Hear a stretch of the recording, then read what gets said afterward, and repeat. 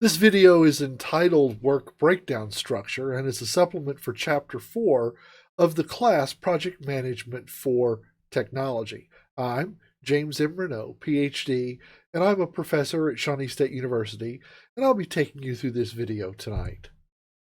In this video, we will cover the three types of requirements you will have in your project: business requirements, functional requirements, and non-functional requirements.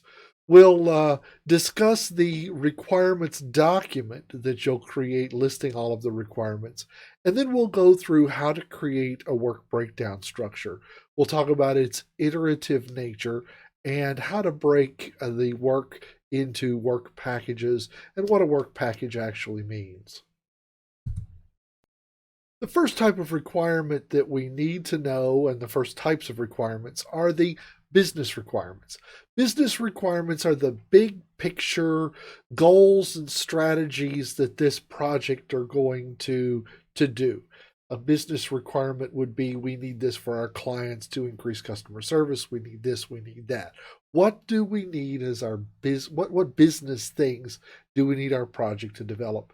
Keep in mind, I want you to think about this as what, not how. We haven't figured out exactly how we're going to do it. This is what the requirements are, what we need. Now that we understand what we need with the business requirements, it's time for us to start defining the functional requirements. Functional requirements are functions, it goes by the description, that the project needs to fill. Think of the things the project needs to do: behaviors, performances, actions, things the project needs to accomplish. Functional requirements. The last type of requirement are non-functional requirements. These are things that don't affect the function, they don't affect the business requirements, but they're characteristics of the functional and business requirements. Things like color, size, and things that don't actually change the function, but do affect the actual project. For instance, if you're doing an IT project, knowing what operating system the computer will be running. Well, that would be a non-functional requirement, because the functions are, it has to do this and this and this and this. Our strategic requirements are this and this for our business requirements, but non-functional requirement would maybe be what vendor of hardware we're going to use, what a specific network technology we're going to use. Those would be non-functional requirements, because different technologies can give us the same function. Get the difference. These are characteristics of the functional requirements, non-functional requirements. In our project charter, we listed some really high-level requirements. In the scope statement, we have revised them and refined them down to the really important requirements. Now is the time to take the project charter's high level and the scope a little bit less high level and bring these requirements down to a real complete list of all of the business functional and non-functional requirements. We need to also prioritize these requirements, because there are some of the functional requirements that would be nice to have, but aren't absolutely, oh my gosh, we got to have them. Some of the non-functional requirements are also kind of nice to have, but aren't a make or break in the project, and we need to identify which ones really are the most important and which ones can slide a little maybe. We'll use this requirements document to create our work breakdown structure. A work breakdown structure, and you'll see that abbreviated as WBS, work breakdown structure. What we're going to do is take all of the requirements we've defined in our requirements document, and we're going to create a hierarchy, breaking the deliverables into the parts and the actions that we use to create them.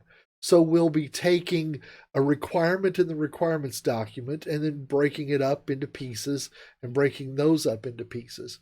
It's an iterative process that we're going to work through creating the work breakdown structure, where we start at the top, requirements, and break them up into the bits to actually make the requirements possible and to make the requirements work. We call that iterative process decomposing, because we're going to decompose those requirements into smaller chunks, and the chunk that we'll eventually get down to is a chunk called the work package, or WP. A work package is a level of the amount of work where resources and time and cost can be accurately estimated. We don't want to break our requirements down into the absolute individual actions, but we need to break them into meaningful packages of work, something that we could assign to a client, or assign to an employee, or assign to a team of employees to do. Well, you do this group of things over the next 3 days, over the next 8 hours, over the next whatever. We don't really want to break it into the individual actions. We want to break it into work packages and then let the subject matter experts do their job. So, how do we really create this work breakdown structure? I talked about it being an iterative process, but what we really need to do is consult the experts. Find our subject matter experts, SME or SME, as you'll sometimes hear them called. Each lower level, as we dig through the hierarchy, is a part of its parent. Remember that we're going to the work package level. We're not creating a step by step by step or checklist at this point. We're just trying to get them down to estimatable chunks. We need enough detail, but not too much detail. 3 to 5 levels in the work breakdown structure in the hierarchy, from the big requirement breaking it up into its pieces, is usually common. Remember that a work package is not an individual little action. It's a group of actions to create something, or to move us forward in the creation of our final product. They're usually in days or hours to complete a work package. So maybe you're installing a new networking system. Well, it's going to take 5 days to have the electricians come in and rewire the facility. So that would be a work package. Maybe you've got several network drops that need to be run. You're not going to list each of the individual network drops to be run in a work breakdown structure. You're going to say network drops to this building and estimated as being, I don't know, so many days or so many hours. You can see how the work package isn't getting down to the individual actions, but again, thinking about packages that we can make reasonable estimates about.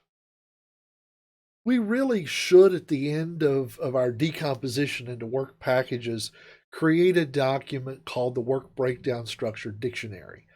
It's a spreadsheet or a wiki page or a Word document where each work package is given a unique number. In most organizations, a work package is numbered 1.1, 1.2 if they're part of satisfying requirement 1. So 2.11, 2.12 would be part of satisfying the first breakdown of requirement 2. This way, everybody knows which requirement it goes to, or which sub-requirement it goes to. In the work breakdown structure, in the work breakdown dictionary, we should write a brief description of it.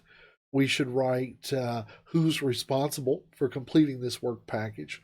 We need to define what resources are needed for this work package. Who is it? What tools do we need? What special resources? What rental equipment? That type of stuff. We need to have cost and time estimates for this work package, but that's why we're bringing it to the work package, so that we can come up with cost and time estimates. And we should also include our acceptance criteria. When is this work package done? So we can very easily say, well, this work package has been accepted. We're moving on to the next work package. One thing the book doesn't mention that we probably ought to be thinking about here at this point is also a list of the work packages that need to be completed before we can start on this work package. And we'll talk more about sequencing of work packages in next week's work, or the next topic. But it probably should be thought about at this point.